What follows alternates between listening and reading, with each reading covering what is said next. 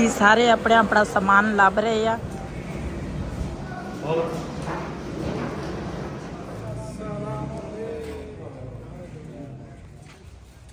वालेकुम सलाम जी, माशाल्लाह असी ना खाना खा लिया। बाजी ना साढ़े बस लैके गई सी ते उत्थे ना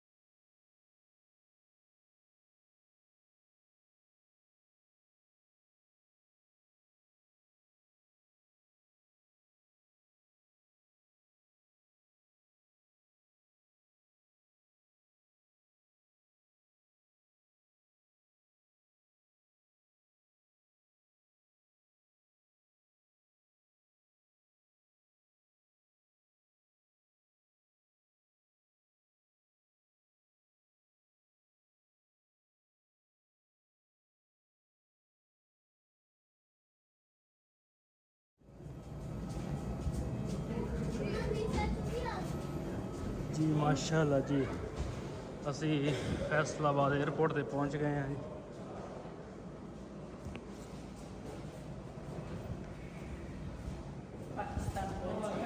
हाँ जी पाकिस्तान पहुंच गए। कि सारे अपना अपना समान लभ रहे आ। सानू तो अपना मिल गया वा समान। असी ना बिल्टी कीता सी, वो सारे ना अपना अपना समान दूसरा लभ रहे आ। सानू तो अपना मिल गया वा।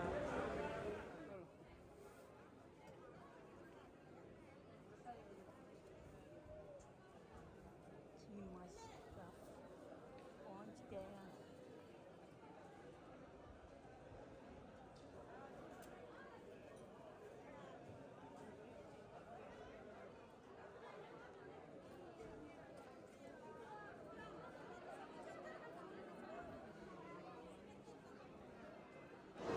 हाँ जी जी माशाल्लाह सारे मिलन आए आ।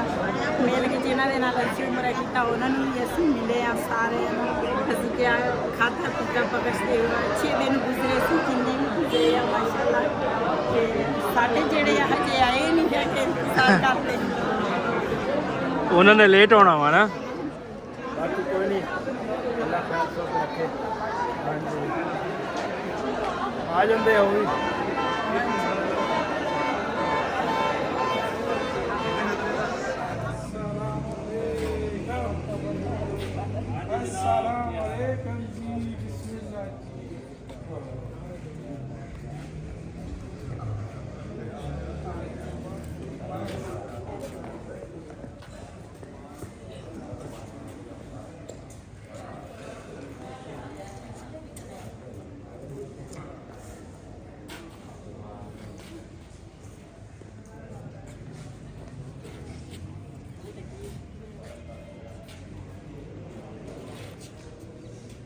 जी माशाल्लाह जी असी पहुंच गए इत्थे टोबे ते सारे नूं भुख लगी सी, कहंदे खाना खाना वा।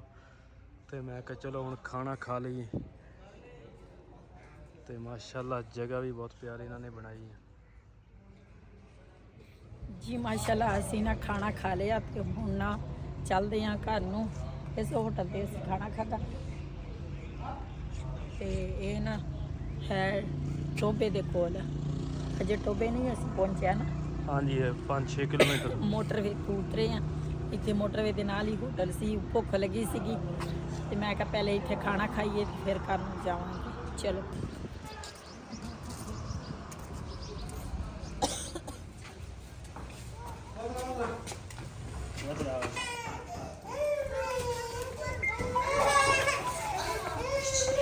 अस्सलाम वालेकुम। वालेकुम सलाम जी। माशाल्लाह घर ਅਸੀਂ ਪਹੁੰਚ ਗਏ ਆ। ਅਲਹਮਦੁਲਿਲਾ ਸਹੀ ਸਲਾਮਤ ਆਪਣੇ ਬੱਚਿਆਂ ਦੇ ਵਿੱਚ ਅਸੀਂ ਆ ਗਏ ਆ ਤੇ ਬਹੁਤ ਹੀ ਜ਼ਿਆਦਾ ਖੁਸ਼ੀ ਹੋਈ।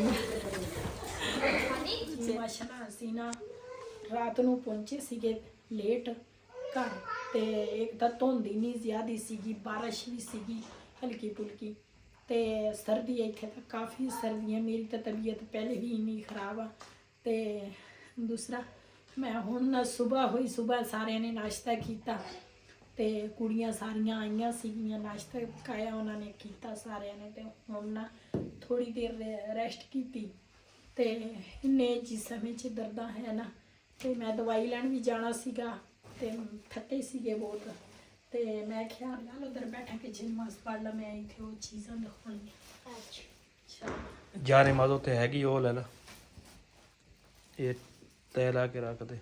ਜਦੋਂ ਨਾ ਪਹਿਲੇ ਮੇਰੇ ਕੋਲ ਮੱਝਾਂ ਵਗੈਰਾ ਹੁੰਦੀਆਂ ਸੀ ਨਾ, ਉਹ ਉਰੇ ਲਿਆਈ ਜਾਨਮਾਜ਼। ਜਦੋਂ ਮੇਰੇ ਕੋਲ ਮੱਝਾਂ ਵਗੈਰਾ ਹੁੰਦੀਆਂ ਸੀ ਨਾ, ਮੈਂ ਕਿਰਾਏ ਤੇ ਰਹਿੰਦੀ ਸੀ। ਮੇਰਾ ਆ ਜਿਹੜਾ ਜਾਨਮਾਜ਼ ਆ ਨਾ, ਇਹ ਉਸ ਟਾਈਮ ਦਾ ਵਾ। ਮਾਸ਼ਾਅੱਲਾ ਇਸ ਜਾਨਮਾਜ਼ ਤੇ ਮੈਂ ਨਮਾਜ਼ ਇਹਦੇ ਤੇ ਹੀ ਪੜ੍ਹਦੀ ਸੀਗੀ ਤੇ ਮੈਂ ਅਜੇ ਤੱਕ ਸ਼ਹੀਦ ਵੀ ਹੋਇਆ ਨਾ, ਨੀਚੇ ਮੈਂ ਬੋਰਾ ਰੱਖਿਆ ਵਾ, ਲੇਕਿਨ ਇਹ ਜਾਨਮਾਜ਼ ਨਾ ਮੈਂ ਸਾਂਭ ਕੇ ਰੱਖਿਆ ਵਾ ਤੇ ਮੈਂ ਜਦੋਂ ਵੀ ਹੁਣ ਨਮਾਜ਼ ਪੜ੍ਹਦੀ ਹਾਂ ਇਹਦੇ ਵਿੱਚ ਮੈਂ ਪੜ੍ਹ ਲੈਂਦੀ ਹਾਂ ਤੇ ਇਹ ਸ਼ਹੀਦ ਵੀ ਹੋਇਆ, ਲੇਕਿਨ ਮੈਂ ਨਾ ਦੂਸਰਾ ਮਾਸ਼ਾਅੱਲਾ। ਹੁਣ ਮੇਰੇ ਕੋਲ ਮਾਸ਼ਾਅੱਲਾ ਕਾਫੀ ਜਾਨਮਾਜ਼ ਆ, ਮੈਂ ਤੁਹਾਡੇ ਨਾਲ ਸ਼ੇਅਰ ਕਰਦੀ ਹਾਂ ਜੀ। ਮਾਸ਼ਾਅੱਲਾ ਘਰ ਅਸੀਂ ਖੈਰ ਖਰੀਅਤ ਨਾਲ ਪਹੁੰਚ ਗਏ ਆ। ਮੇਰੀ ਨਾ ਸਿਹਤ ਨਹੀਂ ਠੀਕ ਹੈਗੀ ਤਾਂ ਇੱਕ ਤਾਂ ਇੱਥੇ ਵੀ ਸਰਦੀ ਇੰਨੀ ਜ਼ਿਆਦਾ ਸਰਦੀ ਆ, ਧੁੰਦ ਇੰਨੀ ਪਈ ਆ ਨਾ।